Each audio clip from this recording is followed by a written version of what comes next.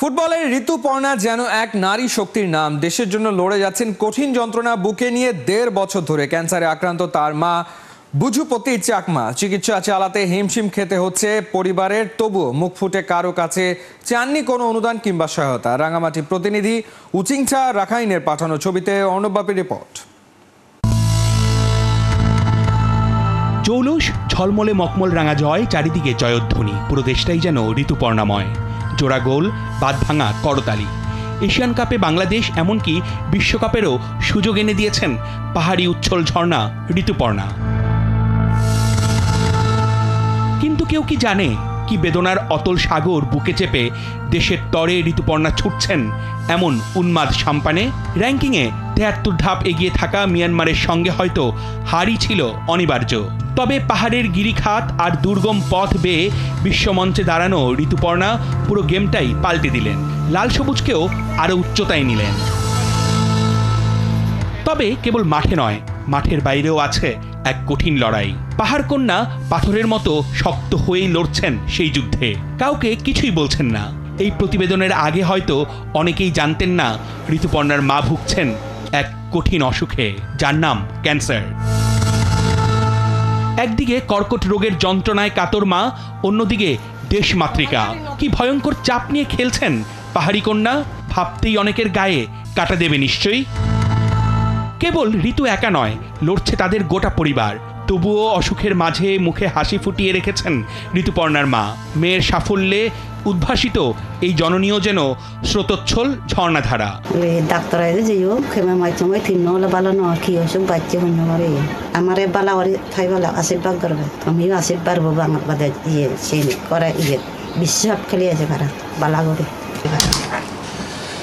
ঋতুপর্ণাদের ৪ বোনের একটা মাত্র ভাই, সেও ৩ বছর আগে চলে গেছেন না ফেরার দেশে। ১.৫ বছর ধরে মা ক্যান্সারে আক্রান্ত, তার চিকিৎসা চালাতে হিমশিম খেতে হচ্ছে গোটা পরিবারকে। তবুও একটা বারের জন্য কারো কাছে কোনো ধরনের অনুদান কিংবা সহযোগিতা চাননি ঋতুপর্ণা। লড়ে গেছেন, লড়ে যাচ্ছেন দেশের জন্য। সেই বেদনার কথাই বলেছেন তার বোন পাম্পি চাকমা। আমার মা একটা বড় অসুখ হয়েছে, যে আজকে ১.৫ বছর হবে অসুখ। মায়ের জন্য চিকিৎসা করতে পারতেছি না। ভাই তো নাই, ভাই তো মারা গেছে ৩ বছর হলো। নিজের পরিবারের অর্থনৈতিক দৈন্য নিয়ে ঋতুপর্ণার কোনো কথা নেই। প্রকৃত যোদ্ধারা এমনই, ভেতরে ভাঙেন কিন্তু বাইরে মাথা নত করেন না। তবে ঋতুর বোন স্বাভাবিকভাবেই চাইলেন একটু সচ্ছল সুন্দর জীবনের নিশ্চয়তা। ৪ বোনের মধ্যে আমরা ৩ বোনই বেকার আসি, অনেক কষ্টের জীবনযাপন করতেছি। সরকারের কাছে অনুরোধ আমাদের জন্য কিছু একটা ব্যবস্থা করে। যে ঋতু যে খেলা খেলছে, অনেক গ্রামের লোকেরা অনেক খুশি হয়েছে, তারপরে আমরা অনেক গর্বিত।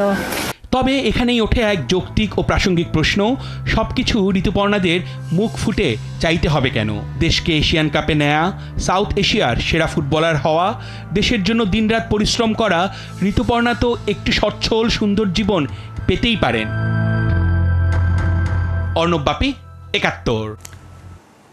এশিয়ান কাপের মূল পর্ব হয়েছে নিশ্চিত, এবার টার্গেট বিশ্বকাপ। ইয়াঙ্গুনে বসে এমন লক্ষ্যের কথাই জানালেন বাংলাদেশ নারী ফুটবল দলের ক্যাপ্টেন আফিদা খন্দকার। শনিবার তুর্কমেনিস্তানের বিপক্ষে এশিয়ান কাপ বাছাইয়ের শেষ ম্যাচ।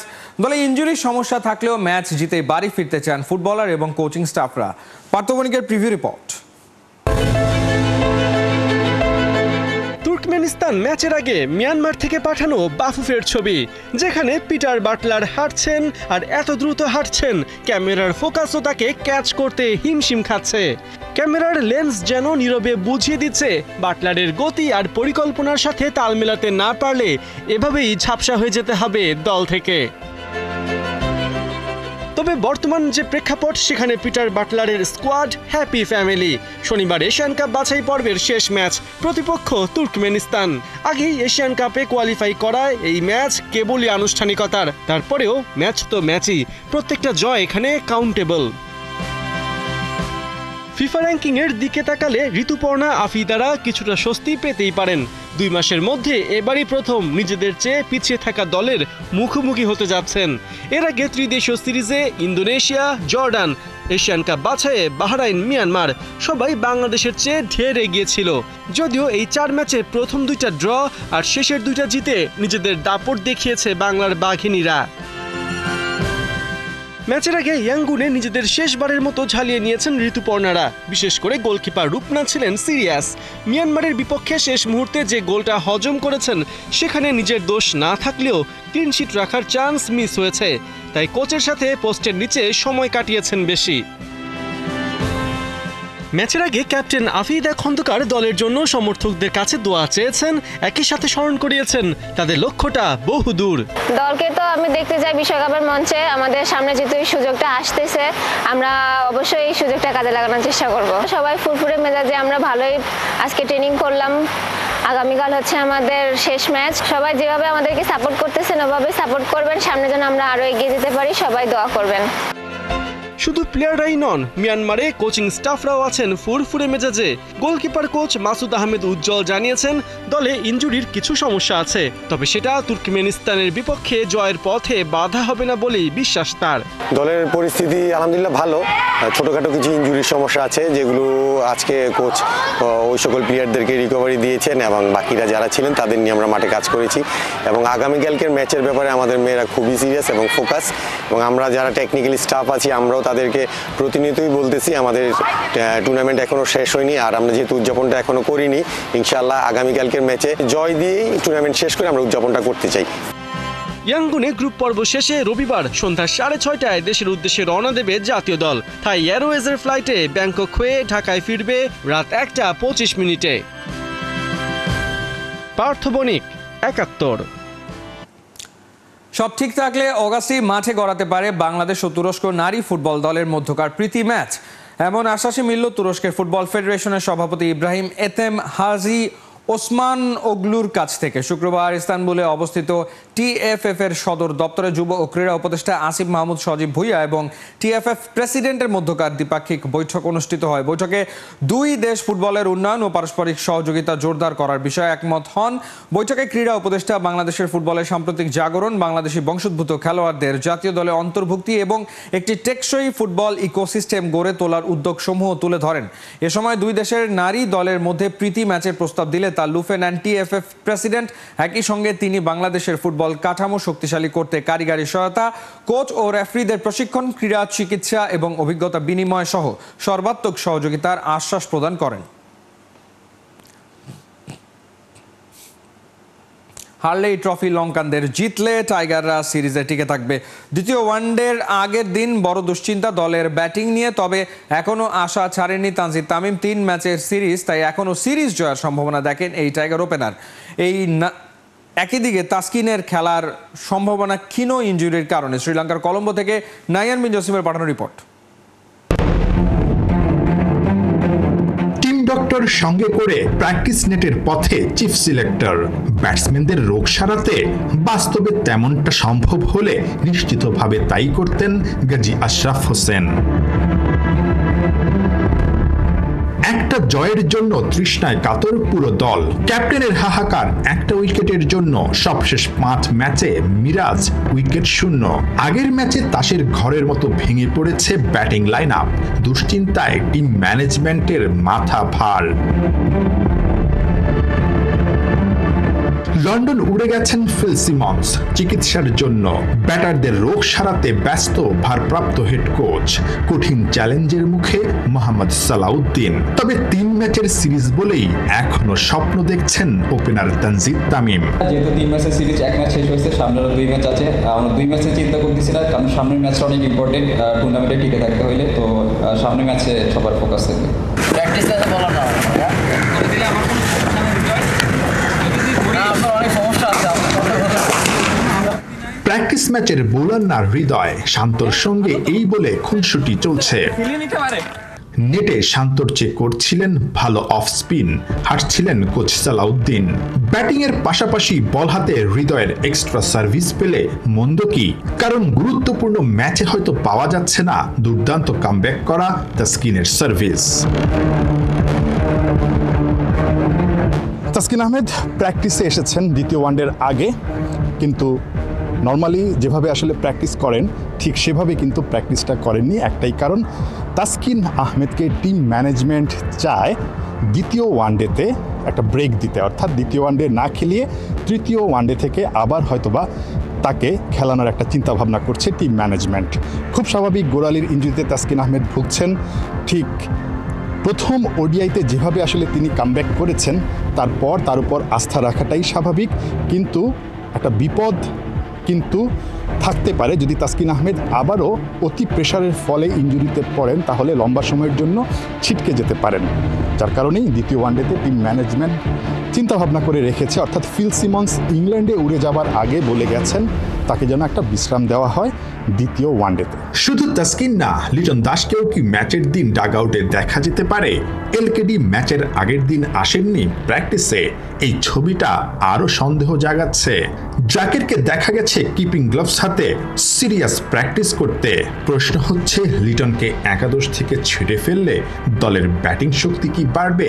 আগের দিন ব্যাটারদের চরম ব্যর্থতা দুশ্চিন্তায় রেখেছে টিম ম্যানেজমেন্টকে। আসলে দেখেন, এখানে নেগেটিভ থেকে পজিটিভ অনেক জিনিসগুলো হয়েছে, কারণ আমরা বোলিংয়ে অনেক ভালো একটা স্টার্ট পাইছি, বোলিংয়ের ফিনিশটা অনেক ভালো হয়েছে, ফিল্ডিং অনেক ভালো ছিল, ব্যাটিংয়ের শুরুটা অনেক ভালো ছিল। জাস্ট আফটার 70 ওভার্স তারপরে একটা কলাপস হয়েছে, যেটার কারণে আমরা আর কি কামব্যাক করতে পারি নাই। তো আশা করি যে এখান থেকে যেটা হয়েছে আনএক্সপেক্টেড, আসলে আমরা কিছুটা আনফর্চুনেটও বলবো, কারণ এরকম সাধারণত আমরা খেলায় দেখি না এরকম ঘটনা ঘটতে। তো আশা করি সামনের ম্যাচগুলোতে এই জিনিসগুলো ঘটবে না। দ্বিতীয় ওয়ানডের আগে সুস্থ হয়ে উঠেছেন রিশাদ হোসেন। দলের ব্যাটিং শক্তি বাড়াতে একাদশে তার জায়গা পাওয়া অনেকটাই নিশ্চিত। রিশাদকে জায়গা করে দিতে অভিষেকে ভালো করেও হয়তো বাদ পড়তে হবে তানভীর ইসলামকে। নাহিয়ান বিন জসিম, ৭১, কলম্বো, শ্রীলঙ্কা। শ্রীলঙ্কার বিপক্ষে টেস্টে ভরাডুবি ওয়ানডে সিরিজও শুরু হয়েছে হার দিয়ে। টানা ব্যর্থতার বৃত্ত থেকে বাংলাদেশকে বের করতে টি-20 স্কোয়াডে ব্যাপক রদবদল এনেছে বিসিবি। ৩ বছর পর টি-20 দলে ফেরানো হয়েছে নাইম শেখকে, ১ বছর পর জাতীয় দলে প্রত্যাবর্তন হয়েছে মোহাম্মদ সাইফুদ্দিনের। বিসিবির ঘোষিত ১৬ সদস্যের স্কোয়াড থেকে বাদ পড়েছেন নাজমুল হোসেন শান্ত, নাম কাটা গেছে সৌম্য সরকার, তানভীর ইসলাম, হাসান মাহমুদ ও নাহিদ রানার। তাদের পরিবর্তে দলে ঢুকেছেন মেহেদী হাসান মিরাজ, নাসুম আহমেদ আর Taskin Ahmed.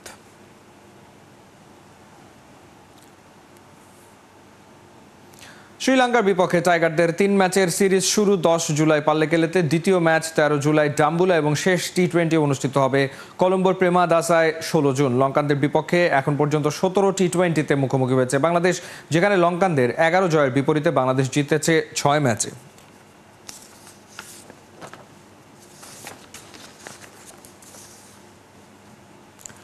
Hamza Chowdhury back in action. সিগ্রেভে প্রি সিজন ফ্রেন্ডলিতে তার দল লেস্টার সিটি শনিবার বিকেল ৫:৩০টায় মাঠে নামবে পিটারব্রোর বিপক্ষে। ফ্রেশ স্টার্ট পেতে দু দলের লক্ষ্য জয় ছাড়া অন্য কিছু নয়। বিস্তারিত রায়ান আহমেদের রিপোর্টে। চোখের পলকে সামার ব্রেকটা শেষ। সোশ্যাল মিডিয়াতে হামজা চৌধুরীর পোস্টে এতটুকু ক্লিয়ার যে it's time for business. Loan শেষে শেফিল্ড থেকে লেস্টারের ঘরের ছেলে হামজা ফিরেছেন ফক্সদের ডেরায়। ফলিং ফ্রম দ্য গ্রেস বলতে যা বোঝায়, এই সিজনে হামজার ক্লাব লেস্টারের অবস্থাটা এমনই। গেল সিজনেই প্রিমিয়ার লিগ থেকে রেলেগেটেড হয়ে নেমে গেছে চ্যাম্পিয়নশিপে। শনিবার বিকাল ৫:৩০টায় নিজেদের ঘর সি গ্রেভে প্রি সিজন ফ্রেন্ডলিতে নিজেদের ঝালিয়ে নেওয়ার পরীক্ষায় ফক্সদের প্রতিপক্ষ ইংলিশ লিগ ওয়ানের দল পিটারবরো ইউনাইটেড। লেস্টার সিটির শেষ কটি সিজন নাটকীয়তায় ভরপুর। ২০২২-২৩ মৌসুমে প্রিমিয়ার লিগ থেকে রেলেগেটেড হওয়া দলটা ২৩-২৪ সিজনে চ্যাম্পিয়নশিপ থেকে প্রমোশন পেয়ে ফেরে প্রিমিয়ার লিগেই। তবে গেল সিজন অর্থাৎ ২০২৪-২৫ মৌসুমে দলটা আবারও হয়েছে রেলেগেটেড। তাই এবার হামজা ফক্সদের হয়ে খেলবেন চ্যাম্পিয়নশিপে। দলটার লক্ষ্য নেক্সট সিজনেই প্রিমিয়ার লিগে ফেরা।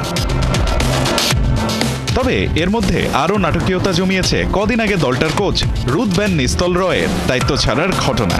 নতুন কোচ হিসেবে লি কার্সলির নাম শোনা গেলেও পিটারবরোর বিপক্ষে ম্যাচটায় দায়িত্বে থাকবেন লেস্টারের first team manager Andy King. এদিকে সময়টা তেমন ভালো যাচ্ছে না ফক্সদের। শেষ ৬ ম্যাচে ওদের জয় আছে কেবল ২টিতে। তাছাড়া চুক্তি নবায়ন না করায় প্রথমবারের মতো ২০১২ সালের পর জেমি ভার্ডিকে ছাড়া খেলতে নামবে লেস্টার। ফক্সদের জন্য সুখবর হলো শেফিল্ড থেকে হামজা চৌধুরীর ফেরা। বাংলার এই ডিফেন্সিভ মিডফিল্ডার যে দলটার রক্ষণভাগে বাড়তি সুরক্ষার ঢাল হবেন তা নিশ্চিত। তাছাড়া গুঞ্জন আছে মাঠে ফক্সদের এই সিজনে নেতৃত্বও দিতে পারেন হামজা দেওয়ান চৌধুরী। অন্যদিকে পিটার বরোর গেল সিজন ছিল বেশ হতাশাজনক। তার আগের 2 সিজনের প্লে অফ পর্যন্ত যেতে তো পারেইনি, অল্পের জন্য রেলেগেশন এড়িয়ে টেবিলের 18 নম্বর দল হিসেবে মৌসুম শেষ করেছে তারা। শেষ 6 ম্যাচে সব কম্পিটিশন মিলিয়ে পশদের জয় কেবল একটিতে। নতুন সিজনে ড্যারেন ফার্গুসনের দল চাইবে দারুণ একটা শুরু, আর তার জন্য এক ধাপ উপরের চ্যাম্পিয়নশিপের দল লেস্টারকে হারানোর চেয়ে ভালো কি হতে পারে। দুদলের সবশেষ 5 দেখায় আছে সমান 2টি করে জয়, একটি হয়েছে ড্র। তাই গেল সিজনের ব্যর্থতা মুছে নতুন শুরুর লড়াইয়ে জয় চাইবে হামজার Leicester City. Rayan Ahmed, 71। Club বিশ্বকাপের হাই ভোল্টেজ কোয়ার্টার ফাইনালে শনিবার সকাল 10টায় মাঠে নামবে পিএসজি বায়ার্ন মিউনিখ। দুদলই আছে দারুণ ফর্মে, যদিও ইনজুরির কারণে কিছু প্লেয়ারের সার্ভিস মিস করবে বায়ার্ন মিউনিখ। বিস্তারিত মোহাম্মদ আদনানের রিপোর্টে। আটালান্টার মার্সিডিজ বেঞ্চ স্টেডিয়ামে 2 ইউরোপীয় হেভিওয়েটের মধ্যে এক ব্লকবাস্টার শো দেখতে অপেক্ষা করছে পুরো বিশ্ব। শনিবার সকাল 10টায় ফিফা ক্লাব বিশ্বকাপের হাই ভোল্টেজ কোয়ার্টার ফাইনালে ফ্রান্সের পিএসজির বিপক্ষে মাঠে নামবে জার্মানির বায়ার্ন মিউনিখ। কোয়ার্টার ফাইনালে ওঠার আগে দুদলই জিতেছে নিজেদের শেষ ম্যাচ। প্রথমবার কোনো ইউরোপিয়ান দলকে হারানো মেসির ইন্টার মায়ামিকে 4-0 গোলে স্রেফ উড়িয়ে দিয়েছে লুইস এনরিকের দল। দুর্দান্ত ফর্মে আছে পিএসজি। তাদের খেলার ধরন থেকে শুরু করে বডি ল্যাঙ্গুয়েজ কিংবা অ্যাটাকিং ফুটবলই বলে দেয় শিরোপা জিততে কতটা মরিয়া পিএসজি। অন্যদিকে বায়ার্ন মিউনিখে আছে দারুণ ফর্মে। সবশেষ ম্যাচে ফ্লেমঙ্গোকে তারা 4-2 গোলে হারিয়েছে।